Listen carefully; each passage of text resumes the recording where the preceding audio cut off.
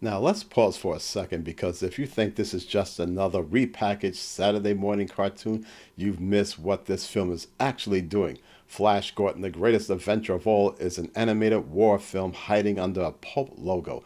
Armies clash, cities are erased, and the soundtrack doesn't underline heroics so much as death and inevitability. Based on Alec Raymond's iconic comic strip, Flash Gordon tells the story of a square-jawed hero launched into a galactic war against Ming the Merciless. Long before Superman, Raymond's Flash helped codify the superhero aesthetic itself: skin-tight costumes, athletic proportions, and that unmistakable dashing heroism that would define the genre for decades.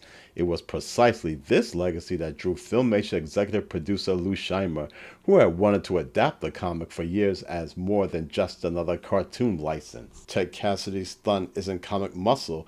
He sounds like he's a walking sentence. Robert Ridgely's authority cuts through every scene like a command, not a punchline, and the plot makes one thing painfully clear. Once Flash leaves Earth, there is no coming back, no escape hatch, no syndicated reset, just conquest, loyalty enforced at gunpoint, and an empire that expects bodies.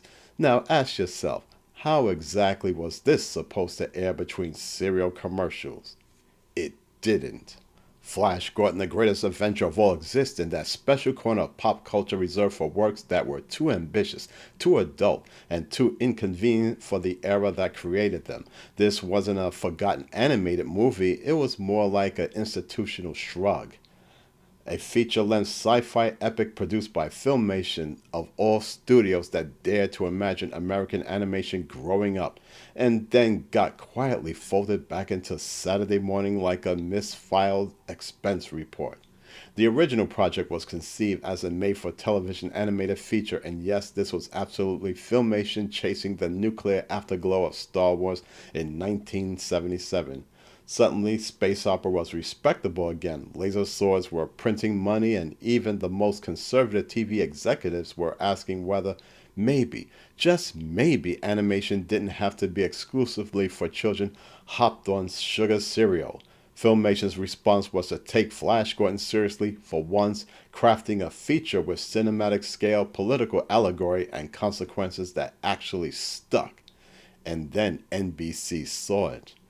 Rather than air a primetime animated film about authoritarianism, war, and moral compromise, NBC decided the safest possible route was to carve it up and turn it into what became the 1979 Flash Gordon Saturday morning series. The feature itself would sit on a shelf until 1982, airing quietly in the US years after its animation had already been strip-mined for the show. In true insult to injury fashion, British audiences actually saw the film first. Then ITV aired it in December of 1981 on a weekday afternoon, no less. Some of its scenes had already been used in the promotional spots for the series years earlier, meaning the movie had effectively been cannibalized before anyone was officially allowed to watch it.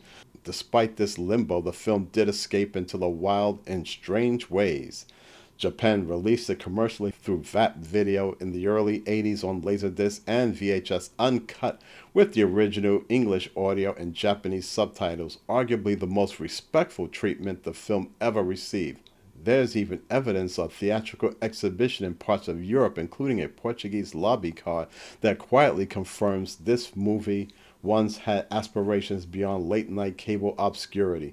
Meanwhile, in the US, it remained officially non-existent. What truly marks the greatest adventure of all as something never meant for Saturday mornings is how unapologetically adult its storytelling choices are.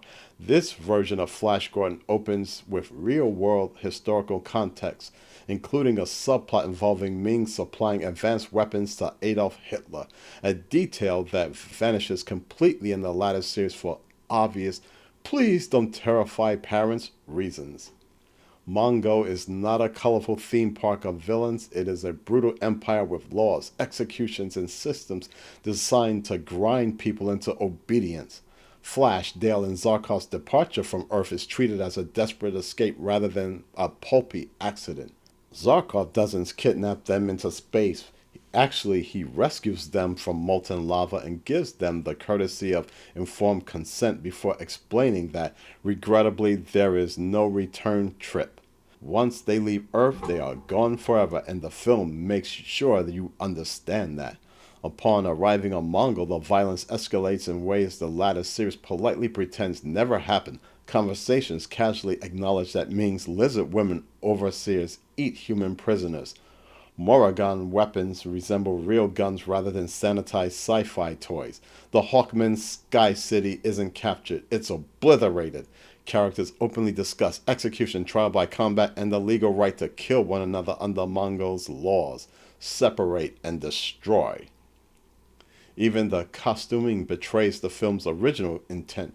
Flash and Dale's Earth clothing gradually disintegrates, not metaphorically but literally, leaving Dale confined to Ming's harem in a belly dancer style outfit for most of the runtime.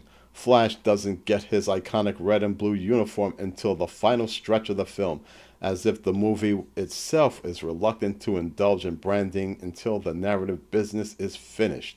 The final confrontation between Flash and Ming seals the deal.